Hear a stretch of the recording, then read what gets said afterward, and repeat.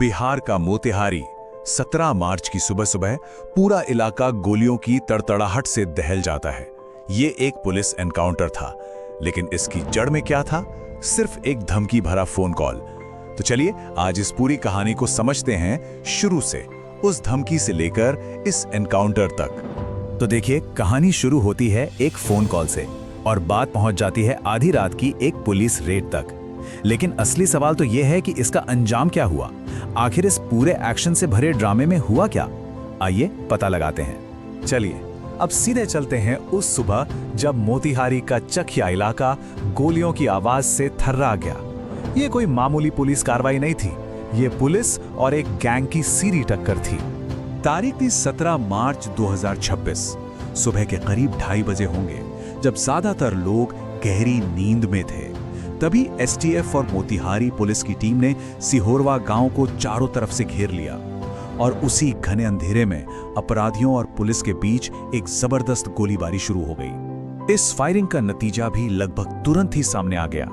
जो 2 कुख्यात अपराधी पुलिस के मेन टारगेट पर थे, वो मौके पर ही ढेर हो गए। लेकिन इस ऑपरेशन की एक भारी कीमत भी चुकानी पड़ी। पुलिस को भी एक बड़ा नुकसान हुआ। स्पेशल टास्क फोर्स यानी एसटीएफ का एक बहादुर जवान इस मुठभेड़ में शहीद हो गया। तो सवाल ये उठता है कि पुलिस इस गिरोह तक पहुंची कैसे? मतलब इतनी बड़ी कार्रवाई के पीछे की वजह क्या थी?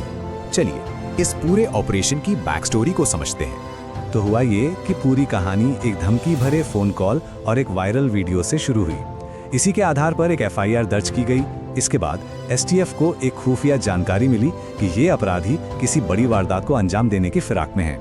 बस इसी टिप के आधार पर एसटीएफ और जिला पुलिस ने मिलकर रेड का पूरा प्लान तैयार किया। अब देखिए, पुलिस का पक्ष जानना भी बहुत जरूरी है। एसटीएफ ने जो ऑफिशियल स्टेटमेंट जारी किया, उसमें कहा गया है कि जैसे ही पुलिस टीम वहां पहुंची, अपराधियों ने बिना सोचे समझे फायरिंग शुरू कर दी। तो पुलिस का कहना है कि उन्हें सेल्फ डिफेंस में जवाबी कार्रवाई करनी पड़ी और इसी कार्रवाई में 2 अपराधी मारे गए। इस पूरी मुठभेड़ का जो सेंट्रल कैरेक्टर था, वो था कुंदन ठाकुर। आखिर ये था कौन और पुलिस के लिए इतना बड़ा सिरदर्द क्यों बन चुका था? आइए जरा इसके क्रिमिनल रिकॉर्ड पर एक नजर डालते हैं। कुंदन ठाकुर का रिकॉर्ड देखें तो साफ पता चलता है कि वो कितना खतरनाक होता जा रहा था। 2020 में हत्या का आरोप, फिर 2024 में रंगदारी के लिए एक दुकान पर फायरिंग और फिर 2025 में एक दुकानदार पर जानलेवा हमला। मतलब साफ है कि वो लगातार और भी बेखौफ होता जा रहा था। पुलिस रिकॉर्ड्स के हिसाब से कुंदन ठाकुर सिर्फ मोतिहारी में ही एक्टिव नहीं था, उसके खिलाफ मुजफ्फरपुर में भी हत्या और डकैती जैसे 6 गंभीर मामले दर्ज थे। और उसका जो साथी था प्रियांशु कुमार, वो भी लूट के एक मामले में वांटेड था। तो इस पूरी मुठभेड़ का आखिर में फाइनल नतीजा क्या रहा? चलिए देखते हैं कि आखिर में क्या क्या बरामद हुआ, कौन पकड़ा गया और कौन मारा गया। तो कुल मिलाकर इस एनकाउंटर में दोनों तरफ नुकसान हुआ। 2 अपराधी मारे गए, लेकिन एसटीएफ ने भी अपना एक जांबाज जवान खो दिया।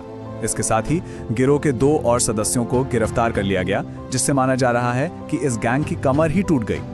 अच्छा, मौके से जो सामान मिला उससे ये अंदाजा लगता है कि ये कोई छोटा मोटा गिरोह नहीं था।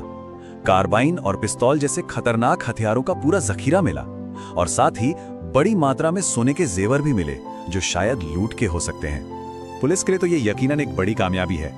2 वांटेड अपराधी मारे गए और उनका गिरोह भी लगभग खत्म हो गया।